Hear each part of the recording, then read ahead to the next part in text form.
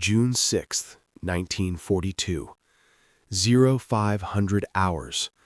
The shattered cliffs of Sevastopol overlook the Black Sea, where the first light of dawn pierces the haze like a bayonet. The air reeks of cordite and salt, thick with the rumble of distant artillery, German 88s pounding the Soviet lines without mercy.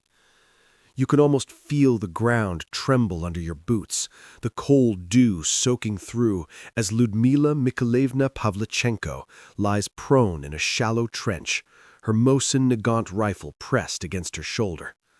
Her breath is steady, fogging slightly in the chill. Through the scope, she spots him, a Wehrmacht officer, silhouetted against the rising sun, barking orders to his squad. His iron cross glints mockingly. One squeeze of the trigger. The crack echoes across the ridge. He crumples, lifeless.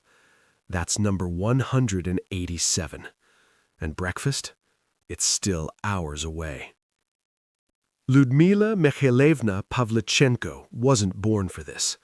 Back in the quiet streets of Bielets Tserkva, Ukraine in 1916, she was just Mila, a girl with sharp eyes and sharper curiosity. Her father, a locksmith turned Bolshevik, instilled in her a fierce sense of justice. But war? That was for men, or so the world said. By 1937, she'd enrolled at Kyiv University, studying history, dreaming of unearthing ancient truths from dusty archives. But weekends? Those were for the shooting range. Joining the WWII paramilitary club, she honed her marksmanship, earning badges that gleamed brighter than any professor's praise. Why waste time on dolls when you can hit a bullseye at 500 meters, she'd quipped to friends, her laugh light, but her aim deadly serious. Then came June 22, 1941, Operation Barbarossa. Hitler's hordes smashed across the Soviet border like a tidal wave of steel and swastikas. Lyudmila, 25 and midway through her thesis on Bogdan Khmelnytsky, felt the call like a thunderclap. She marched straight to the recruiter's office in Odessa, documents in hand. "I want to fight," she declared, her voice steady as her rifle would soon be. The officer smirked, eyeing her slight frame, 5'2", barely 100 pounds. "We need nurses, not schoolgirls." But Lyudmila pulled out her sharpshooter certificates, her Voroshilov marksman badge. "Test me," she challenged. He did. She aced it. Private Pavlichenko was born that day, assigned to the 25th Rifle Division, Chapayev Division. No fanfare, just a uniform and a weapon. The front lines were hell incarnate. Odessa, under siege from Romanian and German forces, became her baptism by fire. Dug in amid the rubble of bombed-out buildings, Lyudmila learned the sniper's art the hard way. No fancy training school, just instinct, patience, and a spotter named Alexei Kitsenko, a burly sergeant who became her shadow. "Camouflage is your lover," he'd grunt, helping her weave grass into her ghillie suit. "The wind, your whisperer." Her first kill? A Romanian scout creeping through no man's land at dusk. Heart pounding, she lined up the shot. Crack! He fell. No elation, just a grim nod. "One less fascist," she muttered, reloading with hands that barely trembled. Days blurred into nights of endless vigilance. Lyudmila's tally climbed slowly at first. 5, 10, 20.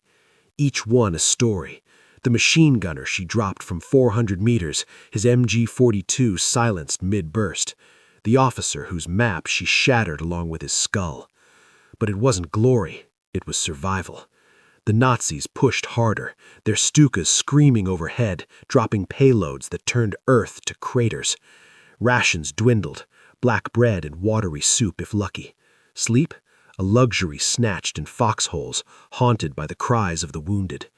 You imagine it, the metallic tang of blood mixing with gun oil, the constant itch of lice, the fear that gnaws like hunger. Yet Lyudmila thrived in the chaos. Promoted to junior sergeant, she became a legend among her comrades. "Lady Death," they whispered, half in awe, half in jest.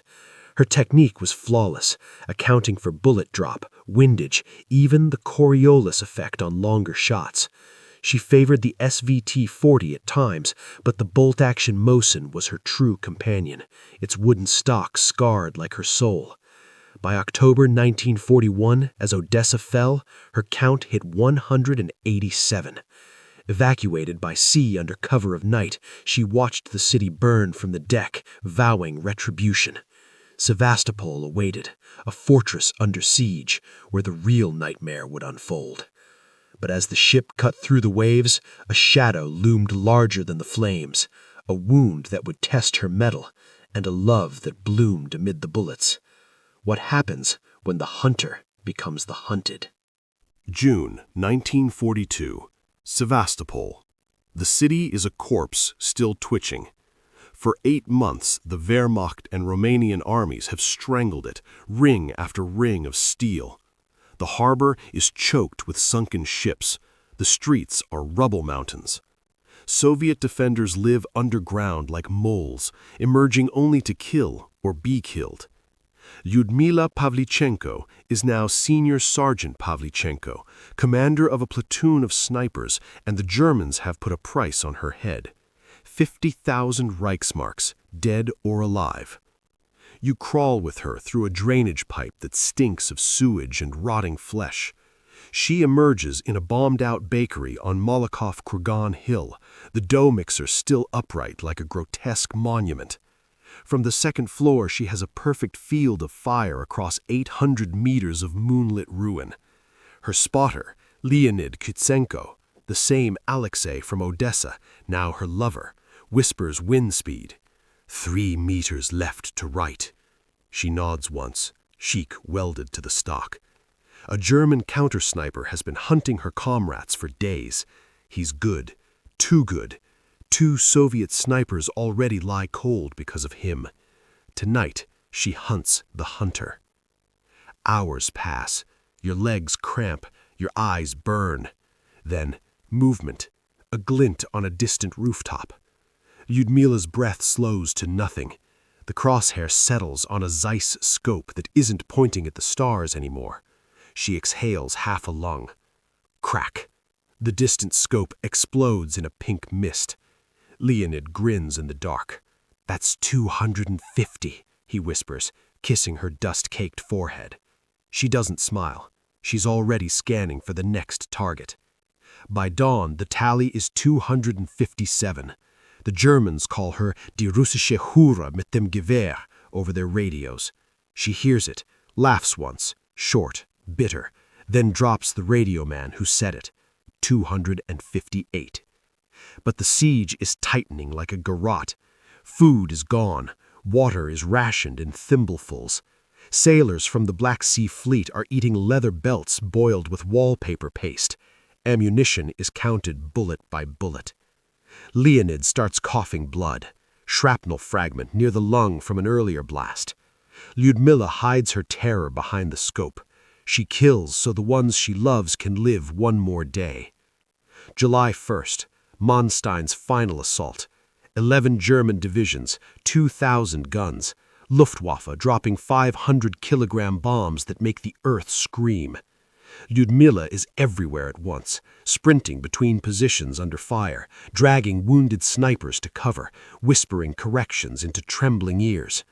In a single day, she claims 36 confirmed kills, working until the barrel of her Mosin Nagant glows cherry red. Her hands blister, her eyes are bloodshot slits. She hasn't slept in 72 hours. That night, in a candle-lit cellar that serves as headquarters, the political officer hands her a new record book. The old one is full.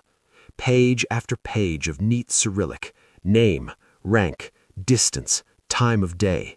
The last entry reads simply, 36 today, total 309. 309 Nazis before breakfast. She stares at the number, then at Leonid, pale and sweating against the wall. He tries to smile. "We did it, Mila. We held them." They didn't. The next morning, the red flag comes down from the panorama on Sapoon Ridge. Sevastopol falls. The remnants of the coastal army are ordered to evacuate or die where they stand. As the last torpedo boat pulls away from the ink-black harbor under a hail of tracer fire, Lyudmila cradles Leonid in her arms. Shrapnel has finally found him again. He dies whispering her name, blood bubbling on his lips.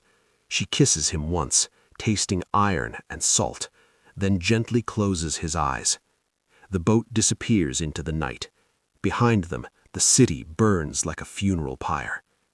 But the war isn't done with Lyudmila Pavlichenko. Not yet. Moscow has plans for its deadliest daughter, plans that will take her across an ocean, into the heart of a nation that has never heard a woman speak like this. And the Americans are about to meet Lady Death in the flesh. July 3, 1942. A torpedo boat claws through the Black Sea under a sky shredded by flak. Lyudmila sits on the blood-slicked deck, Leonid's body wrapped in a torn greatcoat at her feet. The engines scream. Shells stitch the water around them. She does not cry. She has forgotten how. Then the Stukas come. 3 Junkers 87s peel out of the low cloud like vultures. The first bomb misses by 20 meters, close enough to lift the boat half out of the water. The second is direct. The world turns white, then black. She wakes in a field hospital outside Novorossiysk, ribs cracked, left arm shattered, face peppered with shrapnel. The surgeon, a tired woman with blood to her elbows, tells her she will never fire a rifle again. Lyudmila laughs, one short, hoarse bark, and passes out. Stalin has other ideas. By August, she is in Moscow, propped up in a Kremlin clinic while correspondents from Pravda and Red Star circle like wolves. They want the heroine. They want the myth. They plaster her portrait on every wall, calm eyes, snipers stare, the Order of Lenin gleaming on her chest. 309 confirmed kills, more than any sniper, man or woman, in history. The propaganda machine roars to life. Songs are written. Children recite her name in school. Lady Death becomes the avenging angel of the motherland. But every night, the morphine wears off, and she sees Leonid's face in the dark. She punches the wall until her knuckles split. The nurses stop trying to restrain her. September 1942. The Supreme Commander himself signs the order. Senior Lieutenant Pavlichenko will tour the West. The Soviet Union needs Lend-Lease tanks, planes, canned Spam, anything to keep the Red Army alive through another winter. And who better to shame the Allies into opening a real second front than the woman who has killed more Nazis than most American divisions combined? They clean her up. New uniform, crisp tunic, the gold star of a hero of the Soviet Union pinned where Leonid's blood once soaked through. They teach her a few English phrases. She practices them in the mirror until the words taste like ash. October 1942. A battered Douglas DC-33 lands her in Washington, D.C. The air is warm, obscene after Sevastopol. American reporters swarm the tarmac, expecting a scarred Amazon. They get a pale, 5'2" woman with gentle hands and eyes that make grown men look away. At the first press conference, a male reporter smirks, loud enough for the microphone. "Why is a pretty girl like you playing with guns? Don't Russian women prefer to dance?" The room goes quiet. Lyudmila steps forward, voice low, almost tender. "I am 26 years old. I have killed 309 fascist invaders. Tell me, sir, why have you not killed any?" You can hear the silence shatter. America is about to discover that some ghosts wear lipstick, and one of them is coming for their conscience. November 1942. Chicago's International Amphitheater. 10,000 American women in fur coats and factory coveralls pack the hall for the Congress of American-Soviet Friendship. The stage is draped in red banners and Allied flags. Eleanor Roosevelt herself introduces the tiny figure in the olive green uniform. Lyudmila Pavlichenko walks out alone. No notes, no translator now. She has learned enough English to wound with it. The spotlight catches the hero star on her chest and the faint white scars across her cheek. She grips the podium like a rifle bipod. And then she speaks. Her voice is soft at first, almost conversational, the way it was when she whispered wind corrections to Leonid in the dark. "Gentlemen," she begins, letting the word drip acid, "I am told American men open doors for ladies. In my country, when fascists burn villages and shoot children in the street, the men are too busy dying to open doors, so the women learned to kick them down ourselves." A ripple of nervous laughter, then silence. She tells them about Sevastopol, not the statistics, the smells, the way cordite mixes with lilac in spring, the way a baby's cry stops when a German grenade lands in a pram. She tells them about Leonid dying in her arms while American newspapers debate whether women should wear slacks in factories. She tells them about the 309. Every time she says the number, she lets it hang in the air like a spent casing. "I did not keep count for medals," she says. "I kept count because every fascist I removed from this earth was one less who would rape my sister, burn my mother's house, or put my people in ovens. You ask why I fight? I fight because someone must. And right now, gentlemen, that someone is me, and the millions of Soviet women beside me." By the end, grown men are weeping openly. Women are on their feet, screaming her name. Rosie the Riveter is born that night, not from a poster, but from the rage and pride in Lyudmila's eyes. Woody Guthrie writes a song on the spot. Miss Pavlichenko's got 300 Nazis dead. It will play on every jukebox from Detroit to Dallas. But the tour is not all triumph. In Los Angeles, a Hollywood producer corners her at a reception. "Darling, you're perfect for pictures. We'll call it Lady Death. Maybe tone down the politics. Give you a love interest." She cuts him dead with a stare that could drop a man at 800 meters. "I have already had a love interest," she says. "He is buried outside Sevastopol. You may visit him if you wish to discuss the script." In Texas, ranchers gift her a Colt revolver engraved "To Lady Death from the Cowboys." She accepts politely, then later trades it for crates of medical morphine bound for Leningrad. In New York, young women follow her down the street, chanting, "Open the second front," until police have to clear a path. And in the White House, Eleanor Roosevelt, now a friend for life, takes her to the South Portico at dusk. The two women stand in silence, watching the Potomac flow. "You know," the First Lady says quietly, "they will never understand what you had seen." Lyudmila lights a cigarette with shaking fingers. "They do not need to understand. They only need to fight." But the war is calling her home. Stalingrad is bleeding. The motherland needs every hero it can get, even the ones who are half dead inside. And somewhere across the Atlantic, a new battle awaits, one fought not with bullets, but with memory. Because some wounds never close, some ghosts never leave the trigger. Spring 1943. A gray Soviet transport plane drops through cloud over Moscow. Lyudmila steps onto the tarmac in the same uniform she wore in America, now faded, the hero star dulled by travel. The crowds are gone.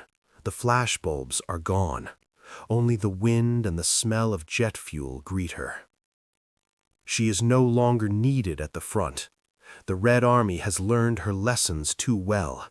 Thousands of women now stalk the steps with Mosin Nagants, trained in the Pavlichenko method.